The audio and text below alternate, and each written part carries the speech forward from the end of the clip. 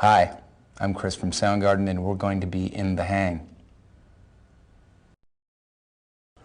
We just started arranging songs, really, and just people start bringing in songs, and we start working them over and making decisions on songs we like, and the record sort of happens by itself. The only thing I think we all agreed on that we really wanted to do differently was the self-production thing. Well, there's one time we did Big Bottom, you know, it's the cover song from Spinal Tap, from their record. I don't know if it was from This Is Spinal Tap or Smell the Glove or Shark Sandwich or what album it was on, but we did that song once. That was heavy metal. They ran out of ideas. They ran out of good bands or big bands, I don't know. It's like, well, okay. I always figured that would happen, but I didn't think it would be us. I didn't think we'd ever do that twice. We had no reason to. The only real reason to do it twice was because Metallica was headlining, so it was sort of a twisted, distorted version, kind of a warped version of Lollapalooza. You know, it made it seem like it would be more interesting, you know, different audience. I think it's cool. I think it'll get more and more interesting, and you'll have more and more options. The thing I hate about it is where you start getting the feeling from software companies and computer companies that if you, the average citizen, don't embrace this and don't start buying this equipment and getting well versed at it, that you're somehow going to be a second-class citizen or left out. You know, that it's, in other words, the pressure by the companies that manufacture this type of equipment, that it's going to be necessary for you to lead a normal life. You'll have to have it, because I don't believe that. I don't think that it will be unless it's made necessary, and the citizens of this country or whatever country are going to kind of be the ones that will either allow that to happen or not allow it to happen. I think most of the records that changed my life I stole. I don't think because I was at an age where I couldn't afford records. The entire Beatles catalog, I think I stole. That's a lot of records to steal. That had probably the biggest impact on me. The middle of Applebite. That's a good 30 seconds. But I think that we sound pretty good in 30 seconds. After 30 seconds, it takes a particular amount of taste. But I noticed that because we used to always get so many requests to do songs for movies, and they only use like 30 seconds, and we just get tons of them, and I was always wondering why that is.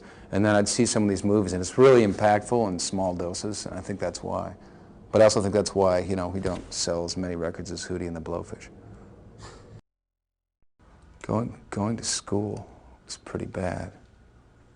It was not anything about it I ever liked. That would have to be it. The biggest change really was that we wanted to make a record that sounded a little bit more natural. The previous record might have been a little bit too slick for some people's tastes. I mean, we liked the previous record. We've enjoyed every record we've made. We just wanted to make this one a little bit more natural sounding. And that really starts with the drums, and that's the foundation for the whole recording. I think we'd all been through our share of hardcore and punk rock bands that we were really into doing what we were doing at that time. And we never considered it heavy metal because of the community that accepted us and the community that we played with. Although later, as we started getting national attention, there were other cities that had their opinion of how underground or independent rock should be, decided that this stuff going on in Seattle was heavy metal because there were long-haired people playing slow-tempoed stuff. And that's as far as they got with it. When we found out Metallica was on this bill, we thought, okay, well, here's this opportunity. It's great. Let's play with Metallica. And we were given some authority in being able to choose the rest of the bill. So we pushed really hard for the Ramones and Screaming Trees. And this made it attractive. So we're not considering it a Lollapalooza tour. We had no interest in doing Lollapalooza again. We barely had interest doing it in the first place. We enjoy doing our own tours and doing our own thing for our fans and not really being part of any collective sort of vibe like Woodstock. One was Sgt. Pepper's by the Beatles. Kiss Alive was another one when I was a young teenager. As an older teenager, things like the Stooges and the MC5 and the Ramones were pretty big records.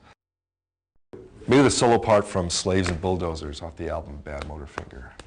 Or maybe the ending solo of Like Suicide, the ending 30 seconds of Like Suicide, I think is pretty impressive, off of Super Unknown.